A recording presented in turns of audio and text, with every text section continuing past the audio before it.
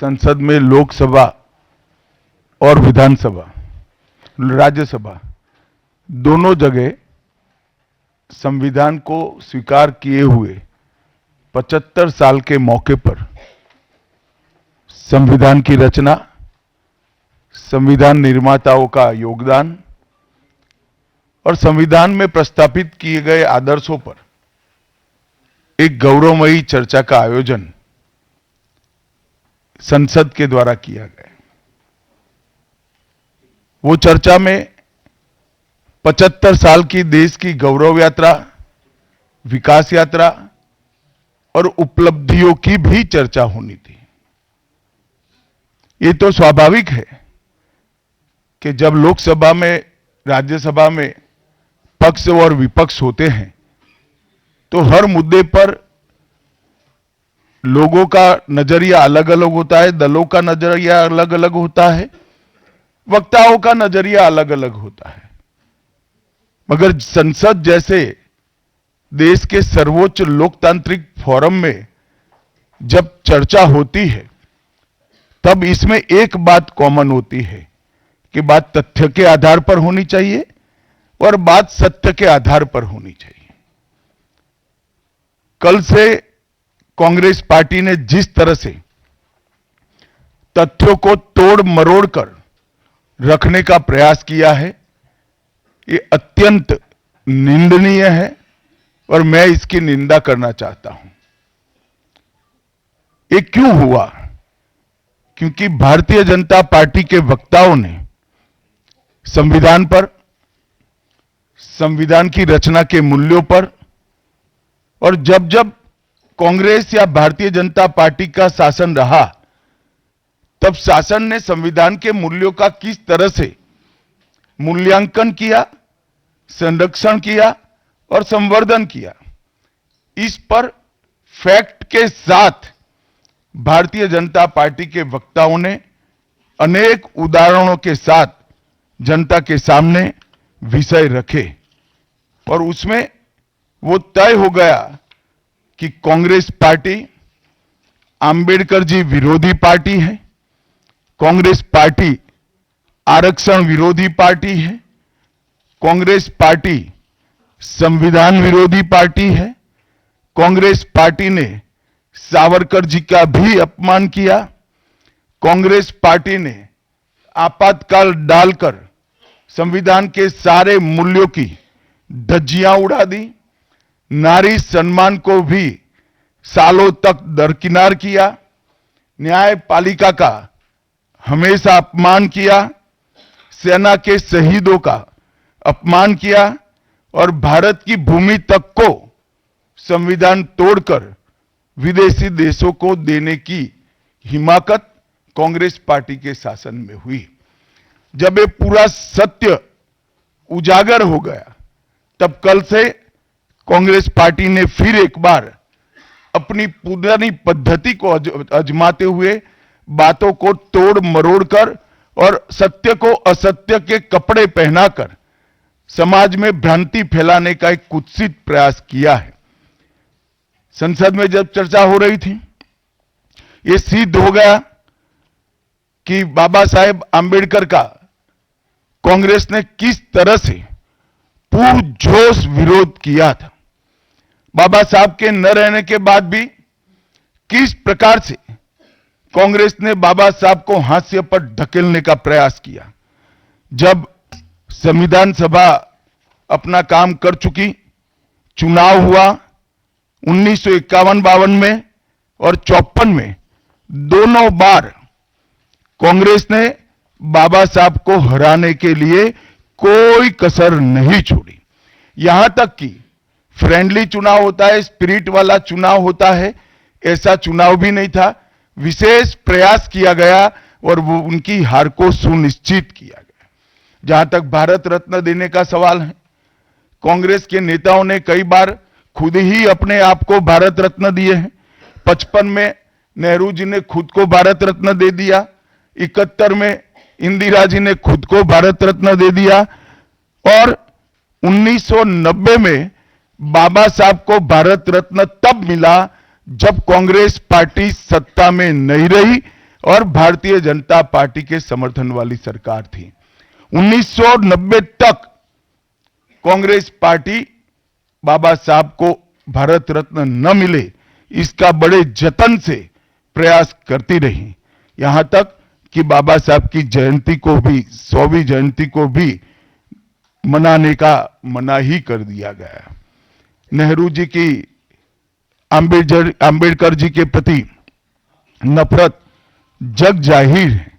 नेहरू जी की खुद की किताब selected works of Jawaharlal Nehru second series volume 16 इसके भाग 2 की पृष्ठ संख्या 532 पर एक पत्र का उल्लेख है, जब बीसी राव ने नेहरू जी को पत्र लिखकर कहा कि अंबेडकर जी मंत्रिमंडल से इस्तीफा देकर जाने का मन बना रहे हैं, तब नेहरू जी का एक जवाब था, अंबेडकर के जाने से मंत्रिमंडल में कोई फर्क नहीं पड़ने वाला है। अंबेडकर जी के महान योगदान का मूल्यांकन जवाहरलाल जी किस तरह से करते थे, इससे बड़ा कोई उदाहरण नहीं हो सकता। जब पंडित जी की एक और किताब को पढ़ते हैं, लेटर टू चीफ मिनिस्टर में एक उल्लेख है, बंबई के मेयर ने एक पत्र में बाबा साहब के अंबेडकर के जन्मस्थान मऊ में उनका स्मारक बनाना चाहिए ऐसा सुझाव दिया।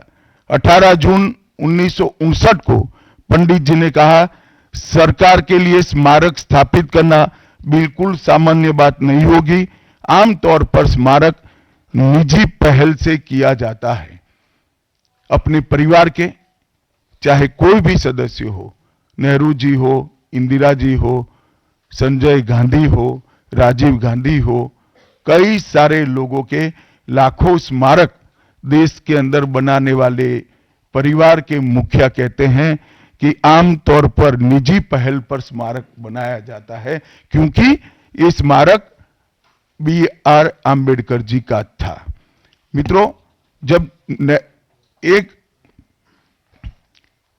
दूसरा उदाहरण मैं देना चाहता हूं, एक सर्वदलीय मंत्रिमंडल पहली देश की कैबिनेट बनी जिसमें बाबा साहेब आंबेडकर भी सदस्य थे, नेहरू जी प्रधानमंत्री थे।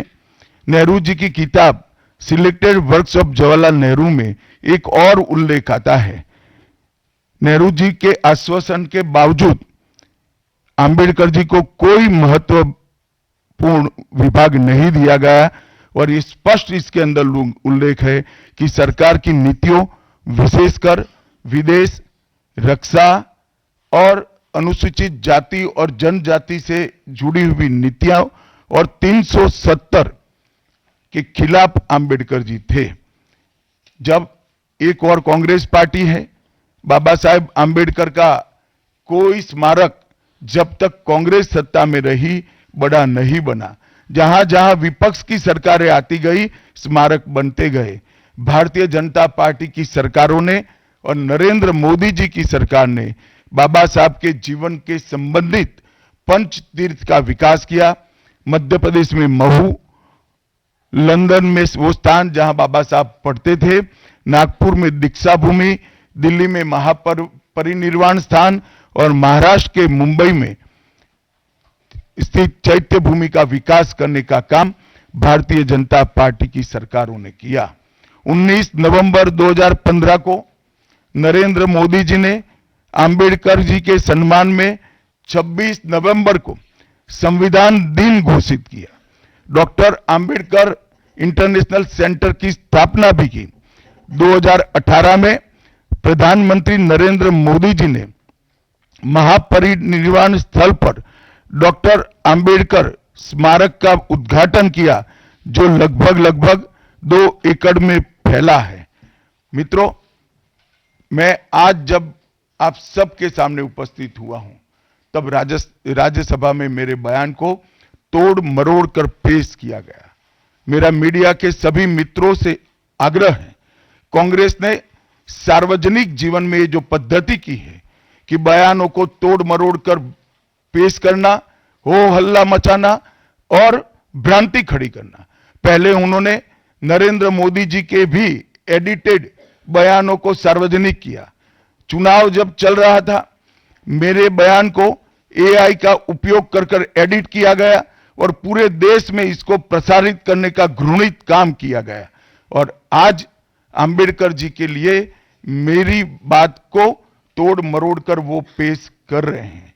मैं स्पष्टता के साथ कहना चाहता हूं, मीडिया को विनती भी करना चाहता हूं कि मेरा पूरा बयान जनता के सामने रखिए। मैं वो पार्टी से आता हूं जो पार्टी कभी अंबेडकर जी का अपमान नहीं कर सकती। पहले जनसंघ और फिर भारतीय जनता पार्टी ने हमेशा अंबेडकर जी के सिद्धांतों के आधार पर चलने का प्रयास किया है। जब जब भारतीय जनता पार्टी शासन में रही, अंबेडकर जी के सिद्धांतों का हमने प्रचार किया है, प्रसार किया है। आरक्षण को और मजबूत करने का काम भारतीय जनता पार्टी ने किया है। इन्होंने जिस प्रकार से आरक्षण को भी विरोध किया वो भी हम सब जानते हैं। पिछड़ा वर्ग आयोग, काका साहेब कालेलकर आयोग 53 में बना, 55 में रिपोर्ट आई, आज तक वो रिपोर्ट को लागू नहीं किया गया। 31 दिसंबर 1980 को मंडल आयोग बना, मंडल आयोग की रिपोर्ट आई। 80 में इंदिरा जी ने मंडल आयोग को ठंडे बस्ते में डाल दिया। 90 में जब गैर कांग्रेसी सरकार आई तब मंडल आयोग की रिपोर्ट लागू हुई। उस वक्त राजीव गांधी विपक्ष के नेता थे और जब मंडल आयोग की रिपोर्ट लागू हुई, प्रस्ताव संसद में आया, राजीव जी ने अपने जीवन का सबसे लंबा भाषण ओबीसी के आरक्षण का विरोध करने के लिए किया। आज मैं फिर से एक बार आग्रह के साथ मीडिया को बताना चाहता हूं, सच्चाई को जनता तक पहुंचाना चाहिए। मेरी पूरी बात बहुत स्पष्टता के साथ, कोई कंफ्यूजन के बगैर राज्यसभा के रिकॉर्ड पर है। आज भारतीय जनता पार्टी के सैकड़ों कार्यकर्ताओं ने ट्वीट कर कर भी इस सत्य को लोगों के बीच में पहुंचाया है।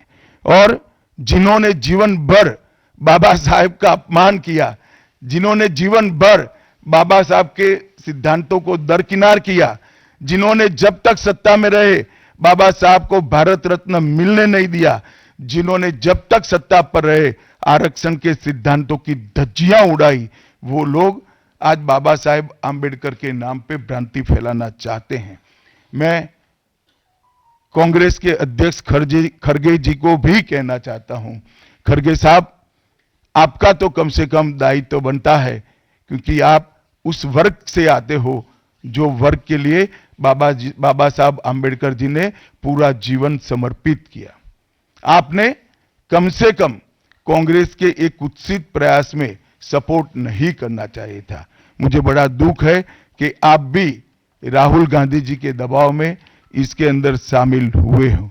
मित्रों, आज जब हम सब यहां बैठे हैं, मैं फिर से एक बार कहना चाहता हूं, कांग्रेस के पास इस संविधान के ऊपर की चर्चा में बाबा साहेब आंबेडकर विरोधी कांग्रेस है, इसका कोई जवाब नहीं बचा। संविधान विरोधी कांग्रेस है, इसका कोई जवाब नहीं बचा। कांग्रेस आरक्षण विरोधी है, इसका कोई जवाब नहीं बचा। कांग्रेस सावरकर विरोधी है, इसका भी कोई जवाब नहीं बचा। कांग्रेस ओबीसी विरोधी है, उसका भी कोई जवाब नहीं बचा। आपातकाल का पाप कांग्रेस के ही समय में हुआ, इसका भी कोई जवाब नहीं बचा। नारी सम्मान का विरोध भी कांग्रेस ने ही किया, वो प्रस्तापित हो गया। न्यायपालिका का अपमान ही कांग्रेस ने ही किया, वो भी प्रस्तापित हो गया। भारत की भूमि को भी संविधान को दरकिनार कर कर विदेश को सौंपने का पाप भी कांग्रेस ने ही किया, ये भी प्रस्तापित हो गया। तब फिर से एक बार चिर परिचित अपनी पुरानी नीति पर कांग्रेस आई है और उन्होंने मेरे बयान को तोड़ मरोड़ कर आधा ही दिखाकर जनता के सामने रखना और भ्रांति फैलाने का प्रयास किया है। कृपया मेरा पूरा बयान आप सभी लोग जनता तक पहुंचाइए, तो दूध का दूध और पानी का पानी हो जाएगा। मैं उस पार्टी से आता हूं, उस संस्कृति से आता हूं जो स्वप्न में भी बाबा साहब के विचारों का या बाबा साहब के स्वयं का अपमान नहीं कर सकते।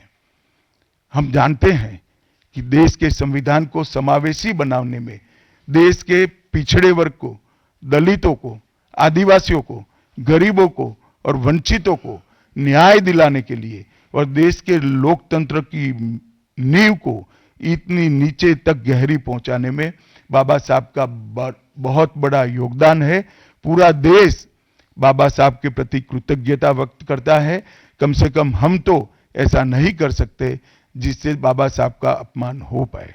और मैं फिर से एक बार कांग्रेस के ये कुत्सित प्रयासों की घोर निंदा करता हूं और जो संविधान पर दोनों सदनों में चर्चा हुई, कम से कम भारतीय जनता पार्टी की ओर से चर्चा का स्तर मेंटेन करने का पूरा प्रयास किया गया था, विषय पर बोलने का आग्रह किया गया था और तथ्य के साथ बोलने का आग्रह भी हमारे सारे वक्ताओं ने किया था।